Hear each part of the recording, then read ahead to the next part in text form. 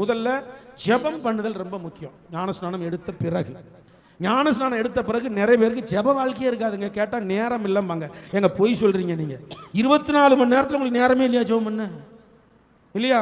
அப்ப ஜெபம் பண்ண நேரம் இல்லைன்னா தேவன் நேரத்தை கொடுத்துருவார். உங்களுக்கு தெரியுமா? ஸோ ஜெபம் பண்ண நேரம் இல்லைன்னு யாருமே சொல்லக்கூடாது. ஜெபம் பண்ண நேரம் இல்லைன்னா கர்த்தர் நேரத்தை தருவார். எப்படி தருவார் சொல்லுங்க பாப்போம். கர்த்தரை கண்டடையத்தக்க சமயத்தில் இல்ல ஜெபம் பண்ண நேரம் தருவார். நம்ம நேரம் நிறைய பேர் பிஸி. எனக்கு வேலையெல்லாம் கட் பண்ணி விட்டுட்டு ஜெபம் பண்ண அவ்வளவுதான்.